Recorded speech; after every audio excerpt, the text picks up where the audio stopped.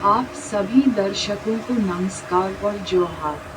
आप देख रहे हैं PSA लाइव न्यूज और मैं हूं आपकी दोस्त प्रियंका। आज हम आपके साथ बिहार की राजधानी पटना चलते हैं, जहां केंद्रीय खान मंत्रालय के द्वारा आयोजित NMAT कार्यशाला में मुख्यमंत्री सम्राट चौधरी इस कार्यशाला को संबोधित करने वाले हैं। तो आइए अब हम देखते बिहार के मुख्यमंत्री सम्राट चौधरी का संबोधन। जो पूरी व्यवस्था था उसको रोका था और एक अध्ययन करा रहा था, और अध्ययन के तौर पर कहां पर ऐतिहासिक चीजें और कहां पर सांस्कृतिक विरासत हमारी है, इसका अध्ययन कराया गया।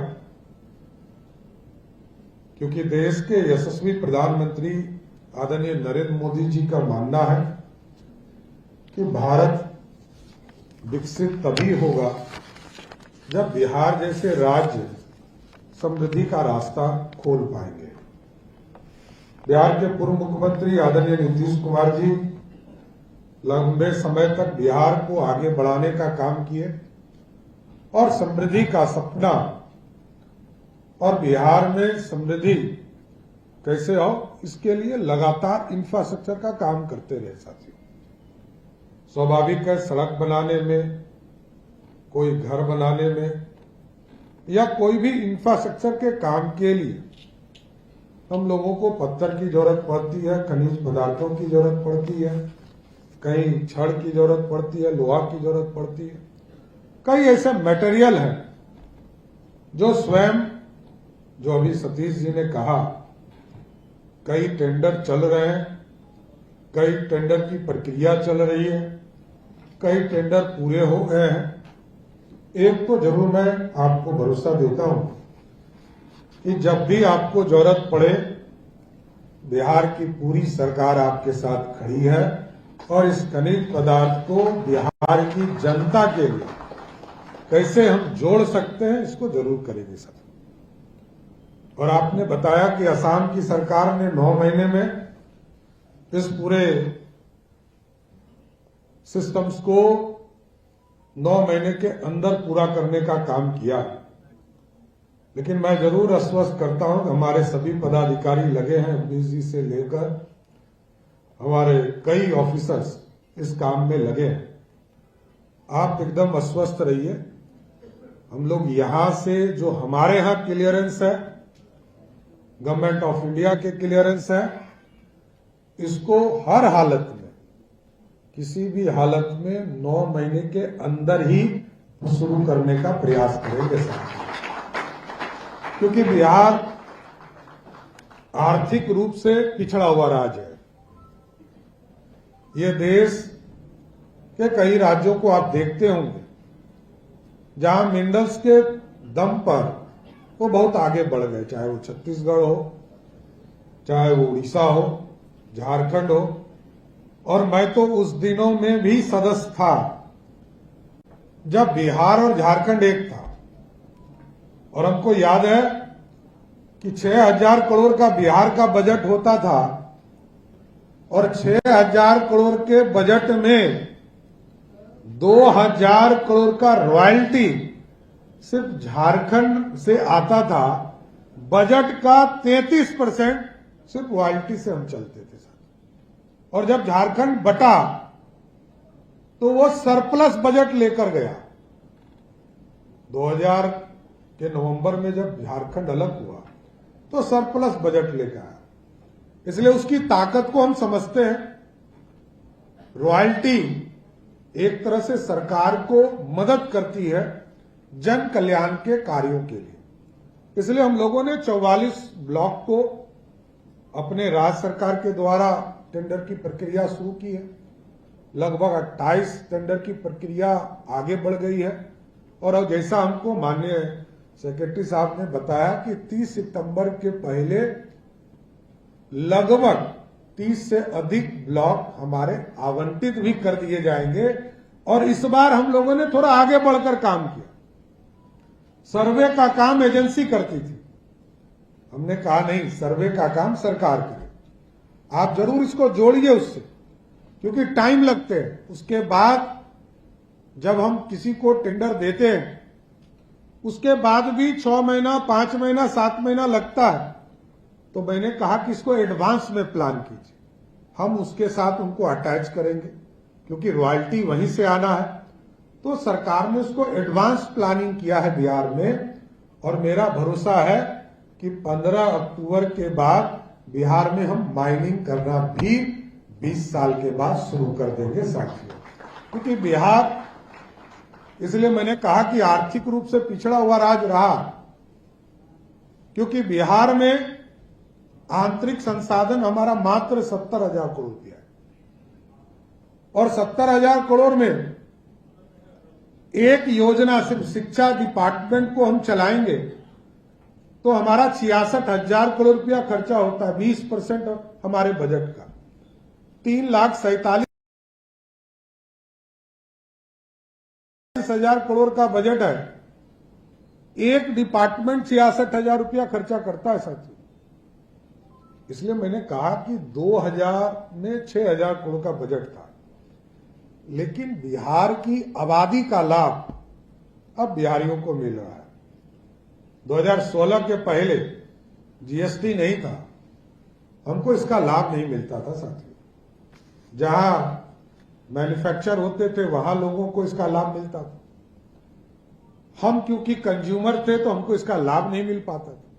अब इसका लाभ जीएसटी के माध्यम से हम लोगों ने ऐसी व्यवस्था किया, और आज प्रधानमंत्री नरेंद्र मोदी जी के नेतृत्व में 3,47,000 करोड़ के बजट में आपको जानकर खुशी होगी, जिस बिहार में 6,000 करोड़ का बिहार का बजट था और 87% रेवेन्यू झारखंड से आता था, 87%, 13% रेवेन्यू वाला बिहार राज्य था, मात्र 13%, जबकि बोकारो भी यही था, टाटा भी यही था, माइंस भी यही थे, इसी बिहार में, लेकिन व्यवस्थित करने वाला कोई नहीं था। लेकिन 2005 के बाद नीतीश कुमार जी और आदरणीय प्रधानमंत्री नरेंद्र मोदी जी ने बिहार को भी पूरी तरह सहयोग करने का काम किया। और जब मैं 2024 में वित्त मंत्री के तौर पर उप मुख्यमंत्री था, तो आपको बताते हुए खुशी होगा कि जिस झारखंड के पास 87% रेवेन्यू था, उसका बजट 1 घंटा पहले बिहार से आया, उसका बजट 1,39,000 करोड़ का था, और मेरा बजट 3,17,000 करोड़ का बजट था। ये बदला हुआ बिहार है। आज इंफ्रास्ट्रक्चर में भी हम बढ़े, लेकिन साथियों स्वाभाविक है, माइंस थोड़ा लोगों को डर भी लगता था माइंस को छूना, लेकिन आदरणीय प्रधानमंत्री जी ने इसको बहुत साफ सुथरे ढंग से इसको व्यवस्थित करने का काम शुरुआत किया। भारत सरकार भी कई ब्लॉक्स यहां आइडेंटिफाई किए हैं। मैं तो सतीश जी को धन्यवाद देता हूं कि लगातार ये प्रेजेंटेशन भी करते रहे, हमारे कार्यालय में भी आके प्रेजेंटेशन इन्होंने दिया। रोहतास में लाइमस्टोन के लिए मिनरल्स हमारे पास हैं, उसी तरह औरंगाबाद में मिनरल बेल्ट का पूरा एडजॉइनिंग जो है हमारा पूरी व्यवस्था है।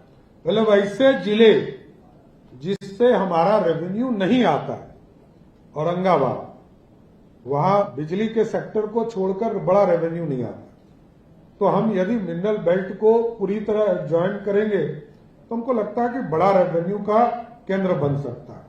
उसी तरह जहानाबाद मैग्नेट का पूरा इलाका है, उसको वहां पर हम चिंता कर सकते हैं। गया जी में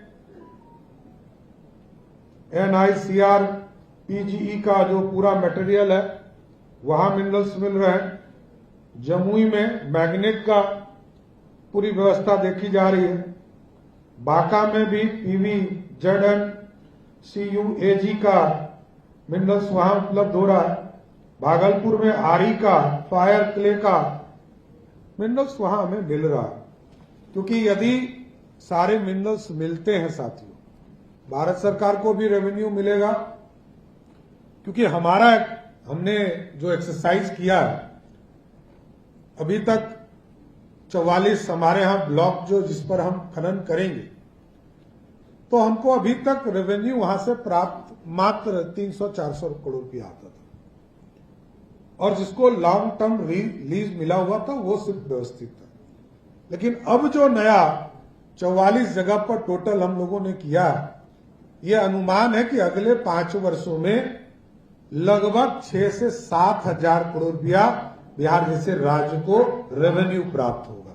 और भारत सरकार का जो सहयोग मिल रहा, सतीश जी विशेष तौर पर आए, ऐसे तो बिहार के ही साथी है हमारे, लेकिन लगातार चिंता करते हैं कि बिहार में भी मिनरल्स के कई केंद्र बने, तो कई चीजों की स्थापना हम लोग अभी करने जा रहे हैं। सेमीकंडक्टर करेंगे, न्यूक्लियर प्लांट की व्यवस्था हम लोग करने जा रहे हैं, तो कई चीजों में हमको तुरंत आवश्यकता पड़ेगी। साथ कई फैक्ट्रीज के लिए प्रस्ताव हमारे पास आए, और लगातार हमारा लक्ष्य भी है कि नवंबर तक 5 लाख करोड़ का इन्वेस्टमेंट जमीन पर उतारने का प्रयास भी हमको करना है। तो इस सारे क्षेत्र में जब काम करते हैं तो स्पष्ट दिखता है कि मिनरल्स अपने होने चाहिए, क्योंकि लंबी दूरी से यदि आएगा तो उसका कैरेज का ही कॉस्ट बहुत अधिक हो जाएगा। स्टील प्लांट कई लोग यहां लगाना चाहते हैं। हम लोगों ने तो यहां तक कहा है अपने खनिज डिपार्टमेंट को कि भारत सरकार जो टेंडर करती है उसमें राज्य सरकार भी टेंडर की प्रक्रिया में शामिल होने का काम शुरू करे।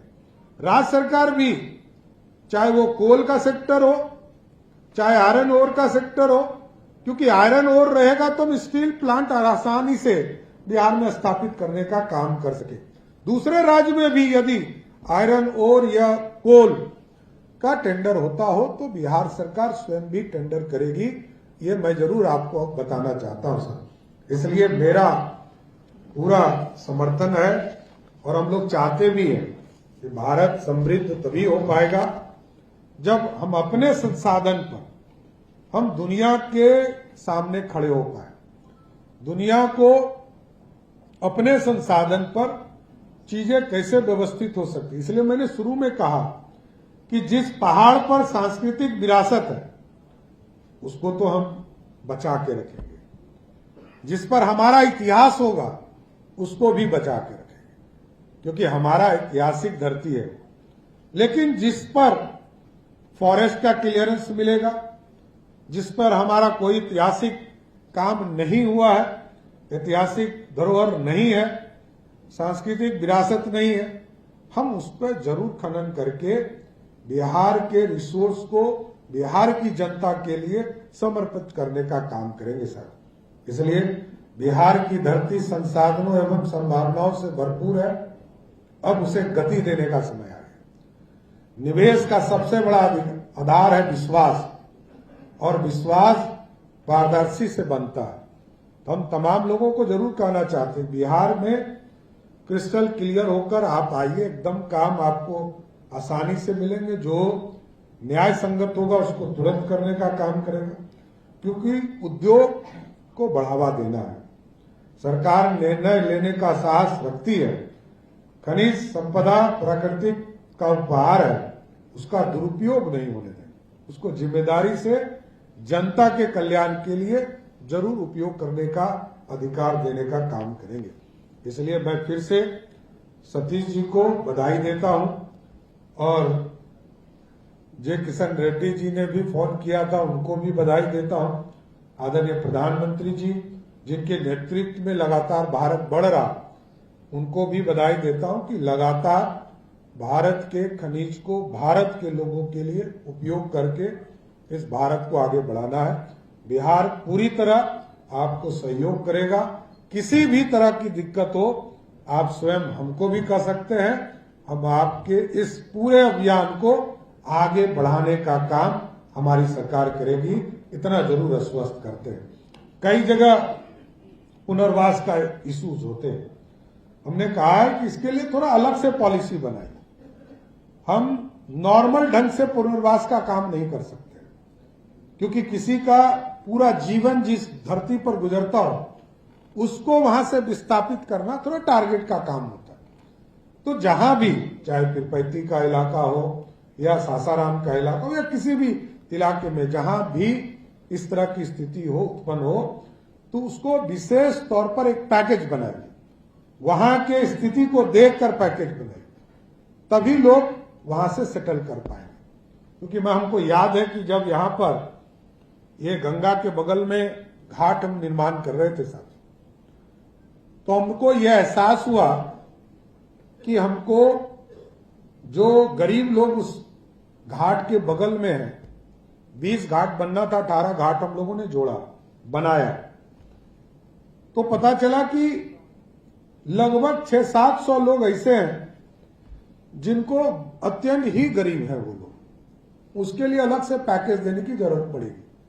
तो मैंने पूछा, वर्ल्ड बैंक के सहयोग से हम बना रहे थे, हमने पूछा कि यदि 6 महीना डिले होगा काम तो कितनी राशि बढ़ जाएगी, तो उसने बताया कि लगभग 70 करोड़ अधिक राशि बढ़ जाएगी। हमने कहा इन लोगों को पुनर्वास करने में कितना खर्चा होगा, तो लोगों ने बताया 20 करोड़ रुपया खर्चा होगा। तो मैंने कहा दे दीजिए, यदि शॉर्ट प्लान से आपकी व्यवस्था सुचारू रूप से चल सकती है तो वैसे विंडो भी आपको खोलना चाहिए। क्योंकि आप जब जाएंगे, जहां भी खनिज पदार्थ निकालने जाएंगे तो ये इश्यूज आएंगे। मैं कई जगह देखता हूं, अभी मैंने कई जगह सर्वे कराया तो हमें रिपोर्ट मिला कि इस जगह पर लोगों को पुनर्वासित करना पड़ेगा। इसलिए साथियों, सबको टीम भावना से काम करना पड़ेगा और इस देश में कैसे ये पूरा मिनरल्स भारत की जनता के लिए, बिहार की जनता के लिए काम हो सके, इस पर चिंता करना है। इसलिए मैं फिर से सतीश जी को बधाई शुभकामना देते हुए, प्रमोद जी को बधाई देते हुए कि इनके विभाग से जहां लोग सिर्फ बालू की चिंता करते थे, पहाड़ की भी चिंता कर रहे हैं और पहाड़ से भी राजस्व की वसूली होगी, इसके लिए बधाई देता हूं।